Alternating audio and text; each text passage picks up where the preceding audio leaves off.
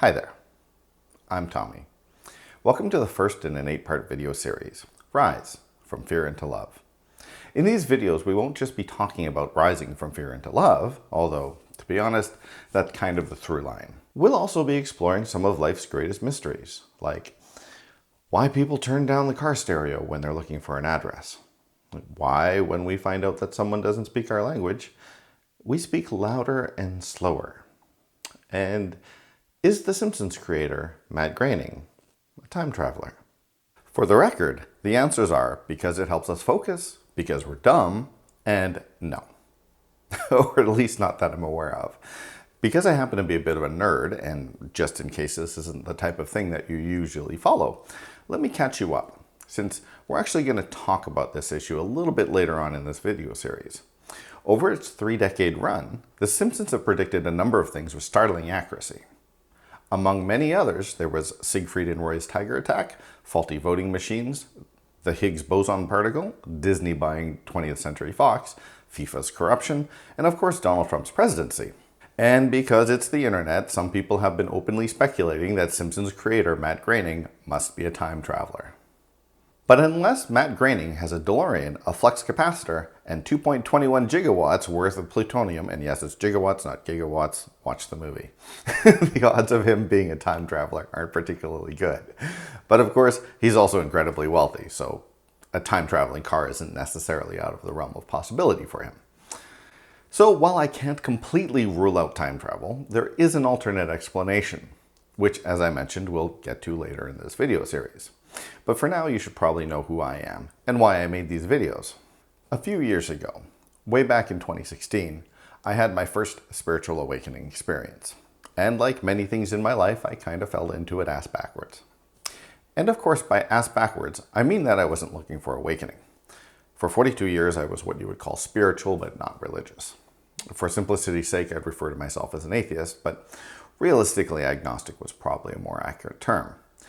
I didn't discount the possibility of God, but I also didn't grow up in a religious family. And since my life had worked out pretty well without bowing down to an almighty creator so far, I felt that doing so probably wasn't necessary. So, with 42 years under my belt and nary a lightning bolt to be seen despite my many misdeeds, I was quite happy to live out the rest of my life without accepting anyone as my personal Lord and Savior, thank you very much.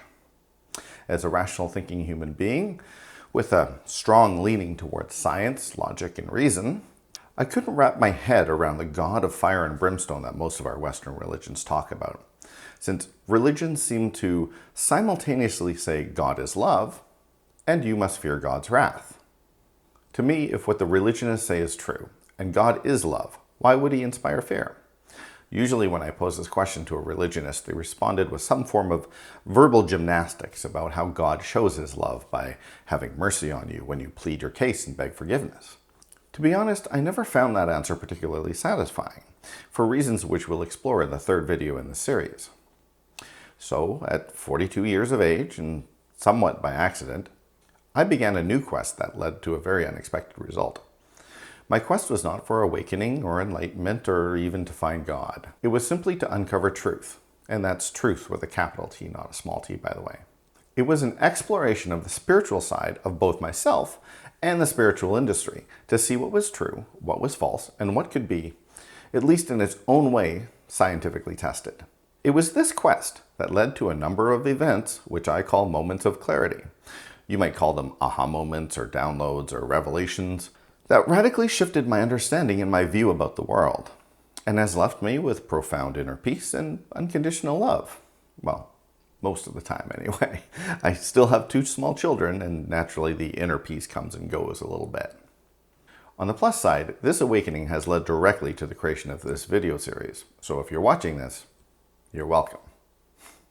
Throughout this video series, I'm going to give you my own subjective interpretation of my experiences of the last several years, and tie them in with both ancient and modern masters, and both sacred and modern spiritual texts.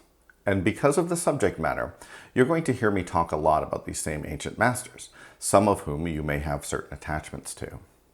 To put it plainly, you're going to hear a former atheist and decidedly non-Christian talk about a guy you may have heard of named Yeshua, known commonly by his Roman name, Jesus.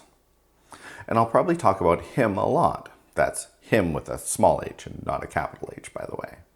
If hearing someone like me speak openly and surprisingly reverently of Jesus offends you, you can turn this video off now. I won't be offended. Likewise, if you think you'll be offended by me blaspheming about Jesus from here to Monte Carlo, you can probably turn this video off now too. Again, I won't be offended. And if you want to hear someone try to speak reverently and blaspheme simultaneously, then you're in for a treat.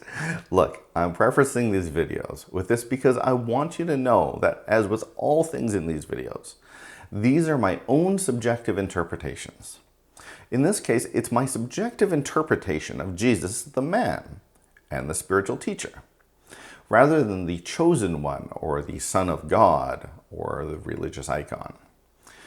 In my opinion, he was an amazing spiritual teacher. He was one of the best, clearest communicators in history, whose message has sadly been corrupted over the last couple of millennia, and it's about time we brought new meaning to his timeless advice. But also know that I'll sprinkle in the words of the Buddha and St. Augustine and Paramahansa Yogananda and various other saints and ascended masters. And I'll reference other spiritual texts such as the Bhagavad Gita, Conversations with God, and A Course in Miracles. And again, you're going to hear me use the word God a lot. And as if I need to stress my point even further, this is not the fire and brimstone God of organized religion, but the God that is love. Alternatively, I may use words like source, divinity, the absolute, or the universe to describe God. But if you're uncomfortable with me using the word God in a non-religious sense, you can turn back now. And while you have full freedom to turn back now or shut off this video, I would encourage you to continue. If I, as a former atheist and formerly avowed anti-religionist, can be open enough to explore the concept of God, perhaps you'll be open to hearing me ramble on about my thoughts on God, Jesus, Buddha, and the like. After all, you may be surprised at what I have to say. Of course, you may not always agree with my interpretation, but then again, there's no requirement to do so. You can even hate watch me if it makes you feel better.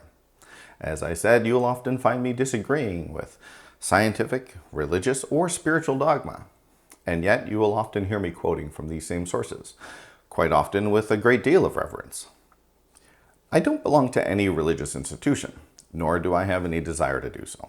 My allegiance lies only to truth and to humanity as a whole. If I am any ist, I'm a humanist. I believe in people. When I quote spiritual teachers, it's because I find truth in what they have to say, regardless of the religious institution that carries their message. When I disagree, it's usually because what they said runs counter to my experience or because it's been twisted into some form of dogma. I believe in truth, not dogma, which is why I encourage you to disagree with me. And I encourage you to question everything. As the Buddha suggested, don't believe anything I said just because I said it. Like him, I neither need nor want your allegiance. I don't say the things I say because I want followers or disciples or social media likes. Although, having said that, as with anything on YouTube, feel free to like, share, comment, or subscribe if you feel so inclined. I say it because it's the clearest understanding of what is ultimately true as I understand it. And to be honest, if I uncover new information tomorrow that contradicts what I have to say today, then I'll change what I have to say. My allegiance is first and foremost to truth. You can either believe me or not believe me. It's up to you. But if what I say resonates with you, then use it. And of course, if it doesn't, feel free to throw it away. By the way, this is especially good advice since we're going to be delving into a number of pretty strange topics, such as my own experiences learning how to have conscious out-of-body experiences, what has happened to me since my awakening, and the future of our world. Scientifically, we'll touch on the standard model of physics and the Drake equation, and if you know what that is, then you know where we're going. And religiously, we'll break down when our modern religions have gotten things correct and when they've gone a little off the rails. As I've already said repeatedly, these are simply my experiences and my subjective interpretation of them. While prior to my awakening, I would call myself spiritual, but not religious. Now I'd probably call myself awakened, but not enlightened. That means a few things. First, just because someone is awakened or enlightened doesn't mean they're right. And it certainly doesn't mean they have all the answers or are superior to you where you are now in your spiritual development. Jesus was a great spiritual teacher and could probably be called enlightened, although to be fair, I never met the guy, so how am I to know for sure? But regardless of whether he was enlightened or not, I still wouldn't trust him to do my taxes or fix my car. Know what I'm saying? Second, it doesn't mean that they're superior to you. On the west side of Vancouver Island is the West Coast Trail, a hike that takes about a week to complete. If you've just started and someone's 3 days ahead of you, it doesn't make them better. It just means that they're further along. And they've reached a point where you will too, as long as you keep going. And even if they've completed the West Coast Trail, that still doesn't make them better than you. It just means they started before you. Third, one of the things you realize when you awaken to your true nature is that there is no requirement. You're not required to take physical form. You're not required to forget your true nature so that you can remember it again. You're not required to only do good deeds under threat of punishment or eternal damnation. You're not required to follow any particular rule book or list of commandments. There's nothing you need to do, and there's no way you can do things wrong. And there's certainly no requirement to believe anyone just because they say something with confidence and authority. Ultimately, there is no judgment save self-judgment, a point which we'll discuss more in video number 3. So really, I'm pretty ambivalent as to whether you believe me or not. So anyway, what all this rambling means, besides the obvious fact that I lack the ability to be succinct, brief, concise, or have any concept of the economy of language, is that in all cases, use your own best judgment, and always, always, always practice critical thinking, okay? But let's get back to why I made these videos in the first place. For several years, I worked in a corporate environment, and one of the things that frustrated me the most was when decisions would come down from on high and would make little to no sense to the workers. But every once in a while, I was able to speak to the decision makers and find out why the decisions were made the way they were. In most of these cases, understanding the reasoning behind the decision made it much easier for me to do my job. It was always good to know that they considered this decision or that decision before settling on the final one, or that the executive was looking down the road at some change that the workers didn't know about, so that while the decision may not make sense now, it would make greater sense as we move forward. In this video series, I hope I can explain to you the why of how things are and how they work, hopefully without any corporate doublespeak. There are teachers out there who will teach you how to manifest a new car or a new relationship. And if that's what you need, then I encourage you to seek those teachers out. Some of them are very good. Some of them are even mentioned in this video series. When I awakened to my true nature, I was struck by the profound perfection of all that is. I was struck by the understanding that the world doesn't need saving, and that it's perfect exactly as is. And yet we still live in a world consumed with war, racism, inequality, poverty, and much, much more. Millions of people die of starvation every day, and children still die of cancer more often than I'd care to admit. If love is all there is, how do you explain children dying of cancer? Don't worry, we're going to answer that in this video series. It is my sincere hope that in this video series, by explaining the why and the how of things, that you can then put your faith in the divine perfection and move forward through life, knowing with certainty that you are always guided, protected, and loved. I hope to act as a mirror, showing you who you really are and how powerful you really are, so that if you choose, you can move into alignment with the guidance of your own divine nature and create a life that not only brings you joy, but also benefits humanity. And if I'm lucky, maybe I can convince you to seek out your own true nature, to inspire you to experience your true self, your highest self, your inner being, to connect with the source that brings all happiness, all joy into your life, the part of you that fills you with so much love that your only choice is to give it away of your own abundance. Why do I hope to inspire you? It's simple, really. While all things are divinely perfect, it's clearly obvious that at a human level, the world is in crisis. With climate denial, corporate malfeasance, political, economic, and social inequality, racism, sexism, war, and on and on and on, there is much work to be done. Growth is the nature of the universe, Everything in the universe is born, grows through infancy, matures, ages, and dies. This is true from the smallest microbial life to the largest of galaxies. A flower is divinely perfect, whether a seed, a sprout, a bud, a bloom, or in the process of returning to the earth from whence it came. Likewise, a baby is perfect as is, a child is perfect as is, a teenager is perfect as is, an adult is perfect as is, and an elderly person is perfect as is. And yet, the seed still needs nurturing. It needs sunlight and good soil. It needs water to grow into the next stage of perfection. A person needs the same nurturing. Would you condemn a child for lashing out against their sibling? Or would you nurture them, support them in their growth, and know that they are perfect? Would you explain to them that their behavior is inconsistent with who they really are, and hold them with love and compassion? Humanity is like that child. We punch and we kick and we lash out. We harm others and we harm ourselves.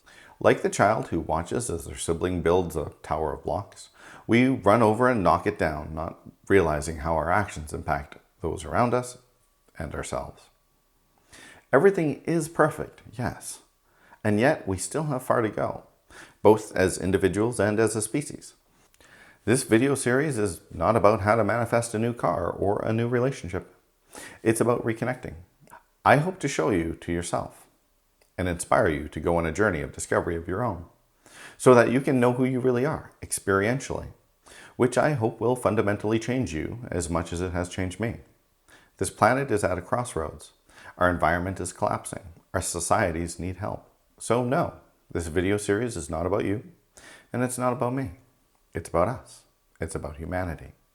It's about raising the vibration of the planet, a topic which we'll discuss in depth.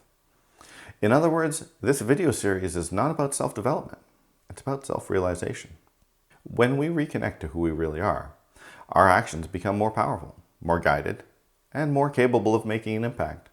One clear light bulb shining bright can light up a room, but a dim light bulb shining weakly will leave shadows and darkness in every corner.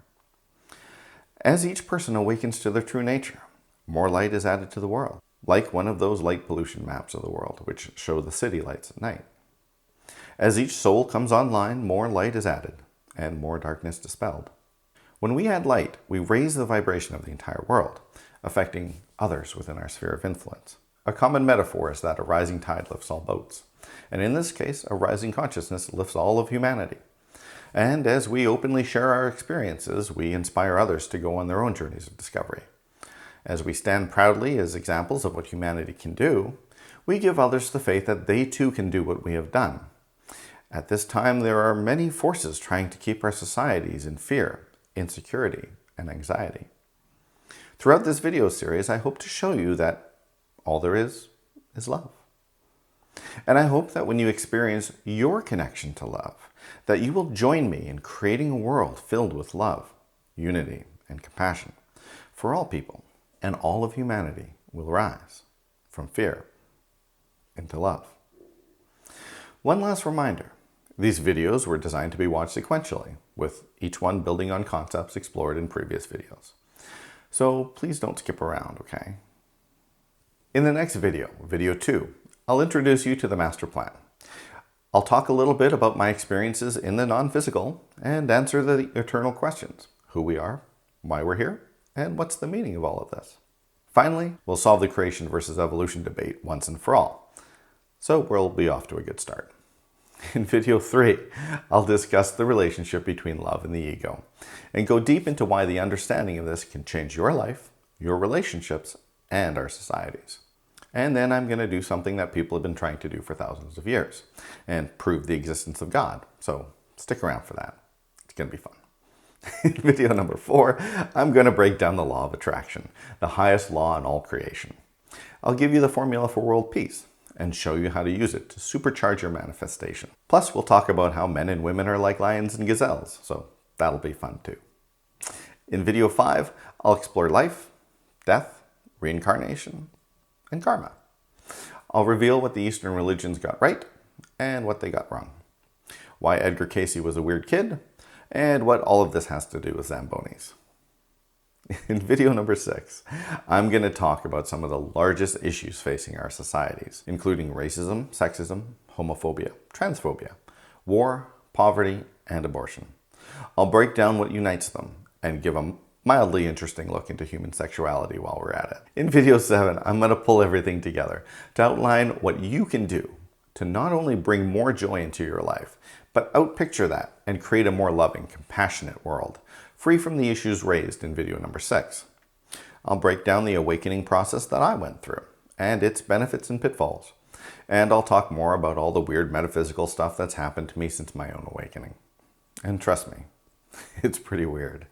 And finally, in video 8, just so that we can end on a high note, I'll take you into the future to examine what life would be like to live in a society that is a reflection of everything that we've talked about, what the future of humanity is, and what we as individuals can do to bring about that change. I'll see you in our next video, but before we go, if you like the content presented in these videos, please make sure to click the notification bell to make sure that you're notified whenever I post new videos. Thank you. I'll see you soon.